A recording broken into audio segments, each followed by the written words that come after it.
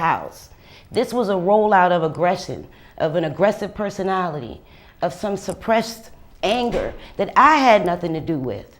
Even if what I did in his mind triggered like not shutting up when you want me to shut up or something like that.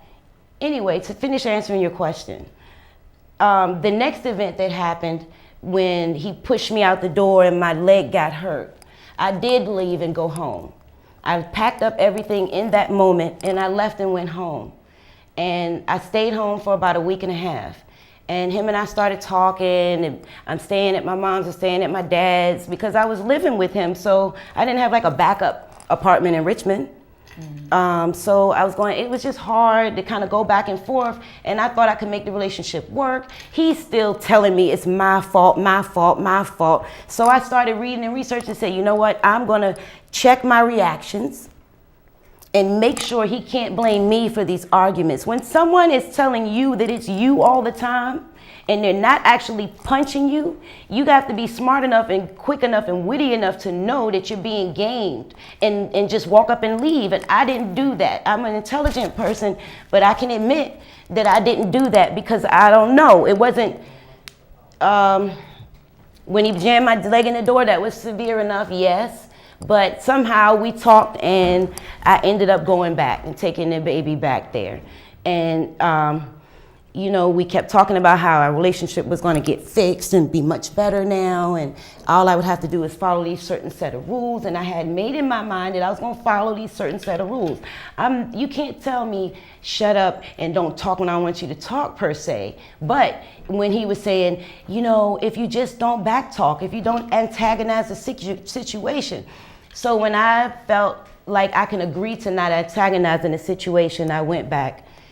But I learned quickly that even if I was quiet, when I took my quiet reserve, when I started researching more about this personality, I realized that, well, really what happened is he thought he was working. He thought it was working, the control. Yeah, she's back and she's gonna do more what I say. Because I don't know why, but for some reason, it got more aggressive. And the reason that I'm here today is because when I put my quiet reserve down and didn't back talk, it still makes that kind of personality so mad at you they can jump on you, attack you, and you have a broke foot. And the point is, I should have stayed gone. I should have stayed gone. You know, I shouldn't have went back. So at any point, do you blame him? Or do you blame yourself for staying the first time when the situation happened with your son? I blame him for putting that kind of aggression on me because it's wrong. It's just wrong. It's wrong to do that to me in front of my child. It's wrong to do that for a child, to a child's mom. It's wrong to do that to anybody, you know. I blame me for staying. Right. I blame me for not dealing with whatever hardship it took to get to my own apartment or my own space with my child. I blame me for going back. So, you know, so when he kept telling you that your son did this earlier, so did he have so much mind control that you really believe that your son bumped No, his I head didn't believe earlier? my son bumped my mother's head. I knew he did it. But I felt like that was his way of not acknowledging he did it. And I felt like he was smart enough to know, okay, I'm not controlling myself that well. Mm-hmm. I almost hurt. Because he loves my son so much, you know? So when I felt like he realized he hurt him a little bit. And even though he didn't really cry when the thing hit him, because it didn't knock him on the floor, it just hit him and left a mark right here. And he kind of, So I'm thinking the man is smart enough to realize, whoa, I need to pull it back. I almost hurt the baby. Ghetto Gossip. Yeah, I have something to say to the young lady. The longer you stay in an abusive relationship, it gets worse. It's like you make somebody, you know, it's like if someone does something enough, they get bolder with it. Yeah. And I think of when people who are in abusive relationships, that's not something that they learn. That's something that they're taught. Yeah. You know, when kids see that, like your kid, I hope your kid did not see him break your foot, because somewhere in that kid's mind is breaking a woman's foot. You know, I think kids learn this stuff from being young, from young girls who see their daddies beat their mothers. Yeah. They seem to think that's what a relationship is. Yeah. For young kids, young boys to see their dads or their, abuses can come from men or women. But when kids see it, it's somewhere deep in their mind when they get older, and it comes out at some point. And I don't think no one should be abused. You know what I'm saying? You're right. And for beautiful women like y'all should not be have to put up with stuff like this. And I see that you got a lot of anger in you because I see you fidgeting. Because it just happened. It just happened. I didn't even get to the part of how it happened. Strangle somebody, but just hold on, sweetie, okay? Yeah. Please don't strangle my ghetto gossip. That's my baby over there, okay? Yeah. Thank Yeah, you. thank you. That's my baby there. Thank All you. right, Thank bye, you. ladies. So, to answer that, yeah, this happened Saturday at midnight, and I am very angry a little bit. But I mean, I have a higher sense of spirituality, and I'm allowing the anger to come out so I don't bottle it up and have some suppressed thing going on later. All right? This last incident that happened, when I went back and when I left from when he slammed my leg in the door, and I came home to my hometown for a couple weeks. When I went back, when this incident happened, it was only, how long had it been? It took another month for this to happen? This worst event?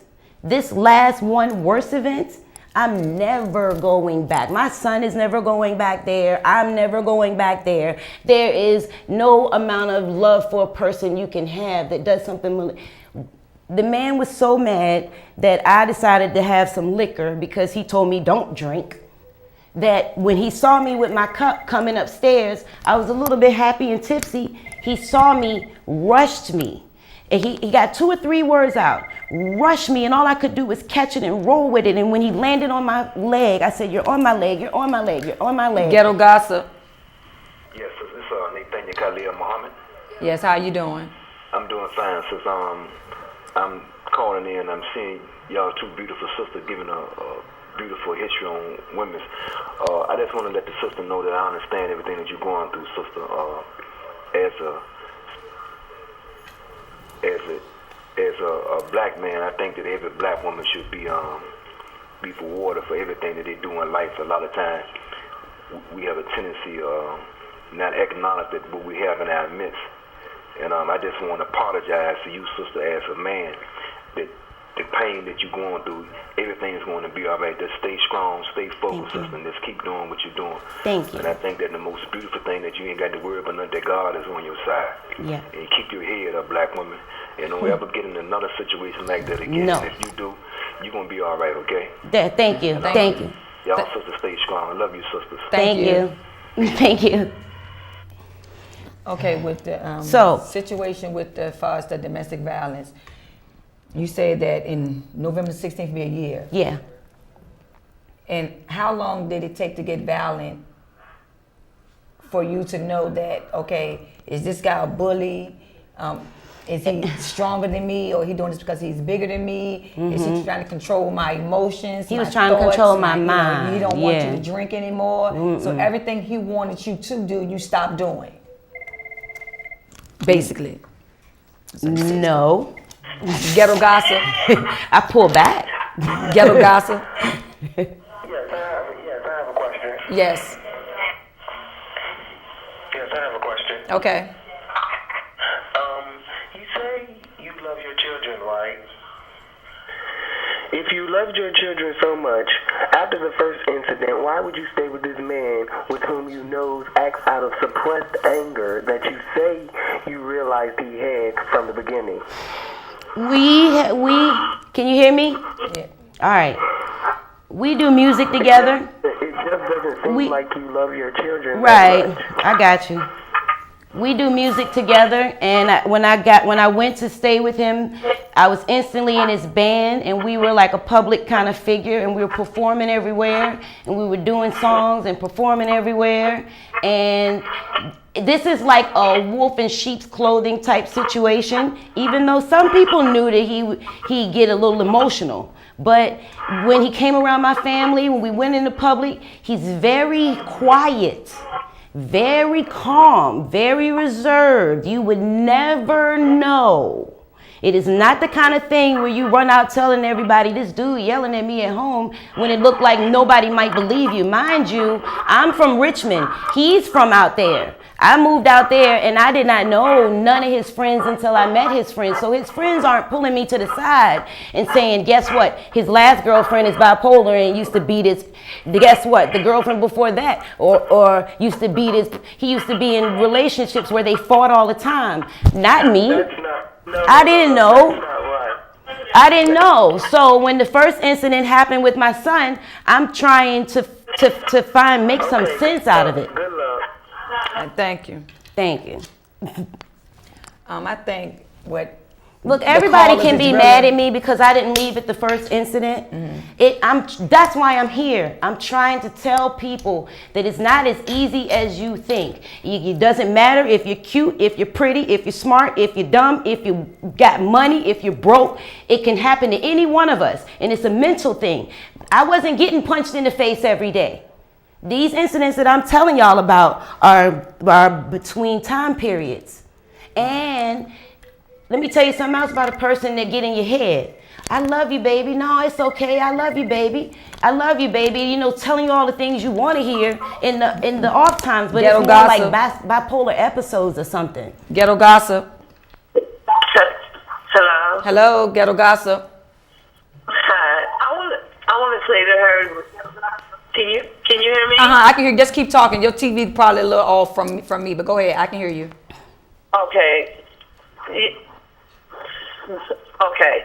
I just want to say to her that I can understand where she's coming from, and sister, keep your head up, stay strong, and it's gonna be okay. I'm not mad with you. I see where you're coming from. Yeah, I'm Been passionate. there. You know, there's a whole lot of us that's been there. So, you know, it is what it is. But you stay strong and keep your head up. Thank you.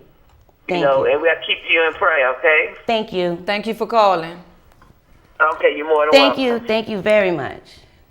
I guess like a lot of people, and I tell people all the time, it's easy to be said than done because I was in a relationship that was violent and I didn't leave. Ghetto Gossip. Yeah, good evening. How y'all doing tonight? I'm fine. All How are right, you? holding it together. All right. I didn't get your name, your guest that you have over here, but I just want to say I'm sorry that happened to you, and I don't want you to even question, not even think about it, that it's your fault. None of it is your fault, okay?